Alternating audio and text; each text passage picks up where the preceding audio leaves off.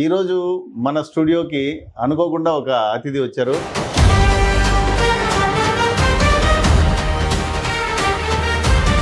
ప్రస్తుతం environment management corporation చైర్మన్గా కూడా ఆయన ఉన్నారు. అదేవిధంగా తంబళ్లపల్లి క్లస్టర్ ఇన్ఛార్జిగా కూడా ప్రస్తుతం ఆయన వ్యవహరిస్తున్నారు.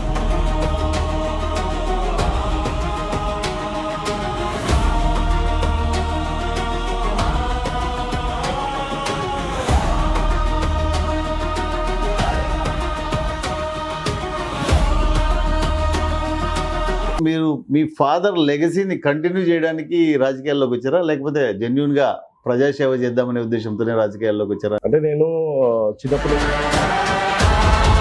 2024 ఎలక్షన్స్లో మొదట మీ పేరు కొవ్వూరు నియోజకవర్గానికి అనౌన్స్ చేసి తర్వాత మళ్ళీ వేమిరెడ్డి ప్రశాంత్ రెడ్డి గారికి అనౌన్స్ చేయడం అయితే జరిగింది. మీరు ఏ విధంగా ఫీల్ అయ్యారు? చాలా బాధ ఉండింది. ప్రశాంత్ రెడ్డి గారికి కన్ఫర్మ్ అయిన తర్వాత హార్ట్ఫుల్ గా ఆమెకు చేశారా? నారా చంద్రబాబు గారు పిలిచి కార్పొరేషన్ చైర్మన్ అయిన తర్వాత ఎన్ని కొత్త కంపెనీలకి మీరు అప్రూవల్స్ ఇచ్చారు? అదేవిధంగా పాత కంపెనీలను ఎవరైతే ఆల్రెడీ ఎస్టాబ్లిష్ అయి ఉన్నారో ఆ కంపెనీలను మీరు ఫ్రీక్వెంట్గా విజిట్ చేసి క్రాస్ చెక్ చేస్తూ ఉంటారా?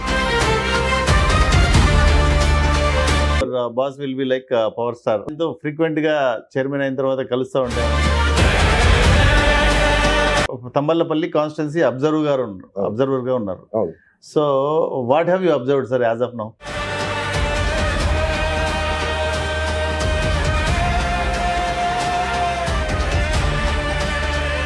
2024లో కూటమి వేవ్లో గెలవని 11 నియోజకవర్గాల్లో తంబళ్లపల్లి ఒకటి. సో అది ఎందుకు జరిగిందంటారు? ఐ మీన్ క్యాండిడేట్ను సెలెక్ట్ చేయడంలో తప్పు జరిగిందా, లేకపోతే సెలెక్ట్ చేసిన తర్వాత ఎన్నికల్లో జరిపించడంలో తప్పు జరిగిందా?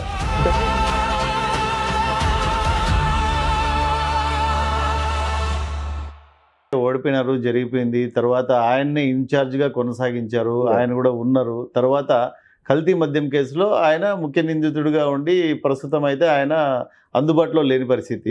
సో అన్ని రోజుల నుంచి ఇన్ని రోజుల వరకు మీరు ఎందుకు గ్యాప్ ఇచ్చారు? ఎందుకు వేరే నాయకుడిని ఎవరినిగా ఇన్ఛార్జిగా నియమించలేకపోయారు? 40 సంవత్సరాల అనుభవం ఉన్న పార్టీ, చాలామంది కేడర్ అయితే ఇప్పటికీ చాలా బాధల్లో ఉన్నారు. చాలామంది మాకు మా నాయకుడు లేక ఎవరితో బాధలు చెప్పుకోవాలో తెలియని పరిస్థితి అని చెప్పి బాధపడే వాళ్ళు చాలామంది ఉన్నారు.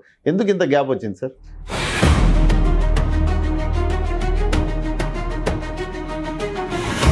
సో ప్రస్తుతానికి తంబళ్లపల్లి నియోజకవర్గంలో తెలుగుదేశం పార్టీ కార్యకర్తలు కానీ కేడర్ కానీ ఏం అవసరం వచ్చినా మీరు అందుబాటులో ఉంటారా? గతంలో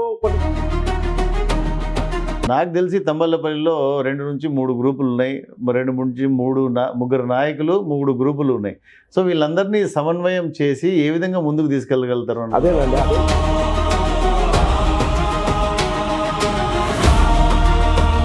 చెప్పేదాన్ని చూస్తే నెక్స్ట్ ఎలక్షన్ వరకు మీరే ఇన్ఛార్జిగా కొనసాగే వాళ్ళలాగా ఉన్నారు సార్. రైల్వే కోడూరు, కలికిరి, అదేవిధంగా తంబళ్లపల్లిలో మల్లికార్జున నాయుడు గారు, సీడ్ మల్లికార్జున నాయుడు గారు, వీళ్ళు 30 సంవత్సరాల నుంచి పార్టీకి సేవ చేస్తూ వ్యాపారాలను వదులుకొని ఆస్తులను కూడా అమ్ముకొని సేవ చేసినాం, కానీ మాకు పార్టీ తగినంత గుర్తింపునివ్వడం లేదు అని ఆయనే కాకుండా ఇంకా రాష్ట్ర వ్యాప్తంగా ఉండే కేడర్కి మీరిచ్చే మెసేజ్ ఏంటి? పార్టీ కోసం వర్క్ చేసి ఉంటే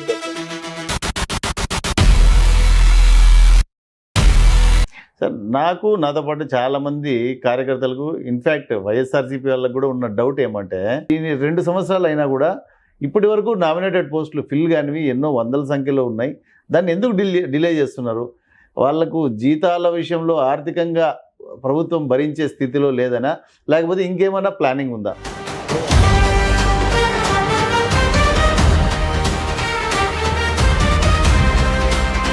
రాబోయే స్థానిక ఎన్నికల్లో మీ కాన్ఫిడెన్స్ లెవెల్స్ ఏంది? ఐ మీన్ ఏ విధంగా మీరు విజయం సాధించబోతున్నారని?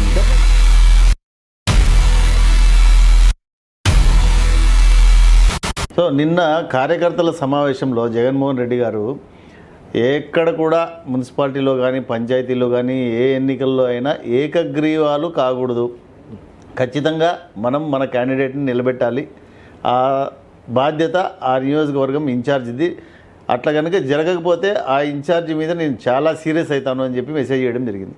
సో దీన్ని ఏ విధంగా అర్థం చేసుకోవచ్చు?